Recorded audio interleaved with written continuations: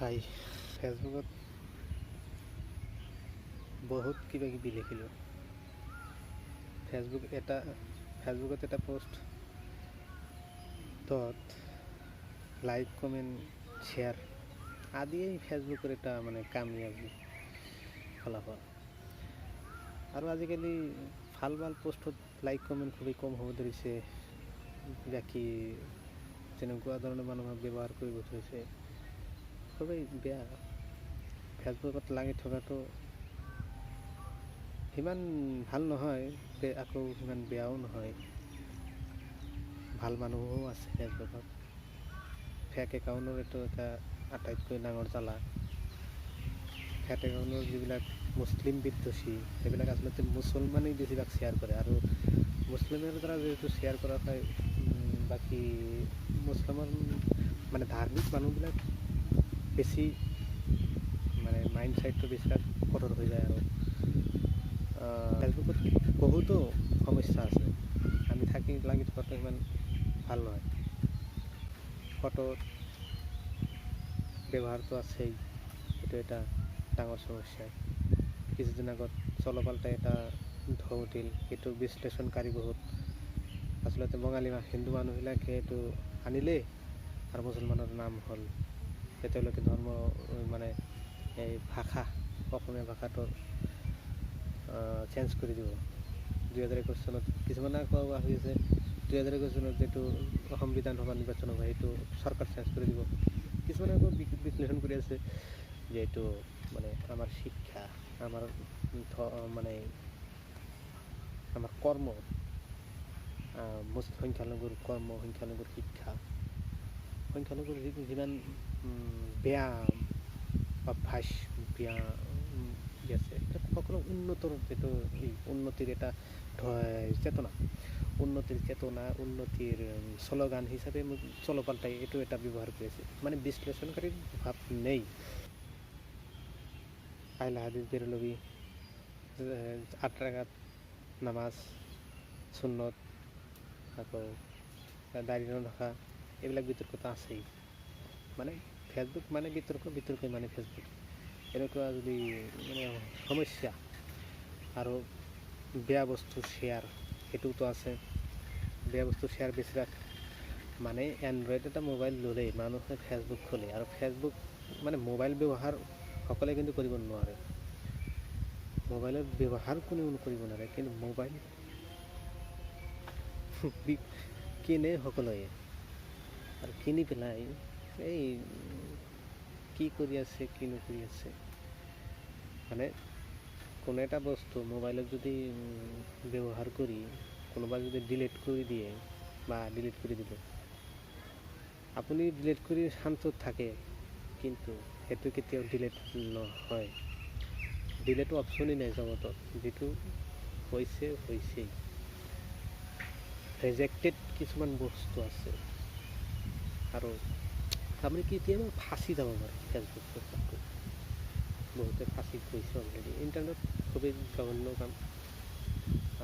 যদি আপোনালোকে ইমানেই ইণ্টাৰনেটৰ পৰা ইছলাম শিকিব বিচাৰে, ইণ্টাৰনেটৰ পৰা কিবা যদি কৰিব পাৰে, তেনেহ'লে এনেকুৱা এটা ৱেবছাইট, এনেকুৱা এটা এপছ, এনেকুৱা এটা এপ্লিকেশ্যন বনাব লাগে য'ত নেকি একদম প্ৰমাণ পত্ৰ সহ, মানুহ সহ, কোন মানুহে কি কথা কৈ আছে, এইটো স্বাধীনতা কিমান, সকলো মানে বিতৰ্কমূলক, ধৰ্মীয় বিতৰ্কমূলক এই যিবিলাক কথা বতৰা কেৱল সেই এপ্লিকেশ্যনতে উপলব্ধ, বাকী বান্য নাই। মানে পাব্লিক হিচাপত যদি কৰিব বিচাৰে, আমিয়ে যদি সমালোচনা কৰি এনেই মানুহৰ মনত সদায় মুছলিম বিদ্বেষী থাকে, আৰু আমি আমাৰ সমালোচনা কৰি আৰু মুছলিম বিদ্বেষীত মানে পানী ঢালি দি আৰু জিন্দা কৰি দিয়াটো সেই তেনেকুৱাই, মানে আগুনত আৰু পেট্ৰল ঢালি দিয়া হ'ল।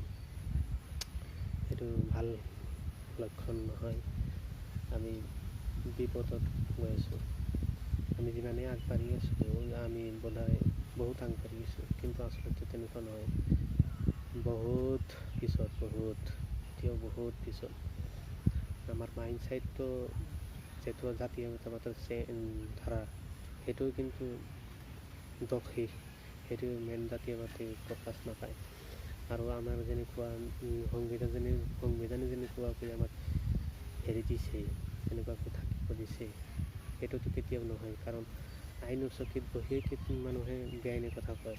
চৰকাৰটো বৰ্তমান যিটো চৰকাৰ, সেইটো চৰকাৰ আৰু ধৰ্ম সেইটো সিমান ডিফাৰেঞ্চ নহয়। আৰু এটা চৰকাৰ আৰু ধৰ্ম যদি বিপৰীত নহয়, সিমান ডিফাৰেঞ্চ নহয়, তেনেহ'লে সেই চৰকাৰৰ যি ধৰ্ম, সেই ধৰ্মৰ মানুহে বেছিভাগ মানে উন্নতিৰ কথা ক'ব। আৰু এই RSSৰ যিবিলাক উদ্দেশ্য, সেই উদ্দেশ্যৰ ওপৰতো সেই চৰকাৰখন চলে। আৰু RSSৰ উদ্দেশ্যটো একদম খ্ৰীষ্টান মুছলিম এইবিলাকৰ বিৰোধতে একবাৰে এইটো মেইন প্ৰথম উদ্দেশ্য। গোটেই মানে 2021 ভিতৰতে মানে মুছলিম চব কাটি পেলাব, মানে হিন্দু হ'ব লাগিব, ভাৰতত থাকিলে হিন্দু হ'ব লাগিব। কিন্তু এটা সংবিধান বিৰোধীমূলক বক্তব্য। কিন্তু এই চৰকাৰৰ সন্মুখত কিন্তু এইবিলাক কিছু নহয়, মানে সিমান হেৰাচমেণ্ট নহয়, এইবিলাক কথা সাধাৰণ কথা। কিন্তু এইবিলাক কথা সাধাৰণ কথা যদি হয়, কেতিয়াবা যদি আইনত পৰিণত হয়, তেনেহ'লে গোটেই ভাৰতবৰ্ষত আগুন জ্বলিব। সেইকাৰণে কৈছোঁ যে আমি আমাৰ উন্নতিৰ কথা কৈ কেৱল অৱনতিত যে গৈ আছোঁ, সেইটো উপলব্ধি কৰিব পাৰিব লাগিব। চলাউল্লাৰ যিটো হ'ল, সেইটোতো ঠিকেই আছে। এনেকুৱা যে আৰু কিমান আছে সেইটোতো লক্ষ্য নাই বহুত। মই জ্ঞান সমাৰোহত পঢ়িছিলোঁ তেতিয়া মানে কাৰোবাক নটিচ দিছে, সি ঘৰত নাই, মহিলাজনী ঘৰত নাই। ঘৰৰ ওচৰত মানুহজন ঘৰৰ ওচৰৰ মহিলা এজনে আহি পুলিচক কিবা মানে সুধিছে যে কি আহিছে ইমান ৰাতি কৰি।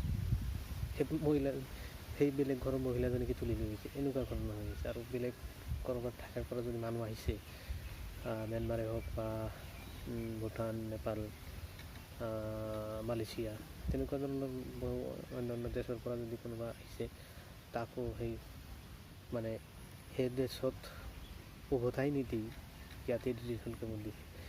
বহুতো খামখেয়ালি আছে, এইটো সকলোৱে জানে। কিন্তু এইটো কেতিয়া ইয়াৰ পৰা পৰিত্ৰাণ পাম? আমি কি এই ফেচবুকতে কেৱল কিছুমান লিখি দিম নেকি? আৰু সেইটো দি সীমাবদ্ধ হয় নেকি? যি কৰক আপোনালোকে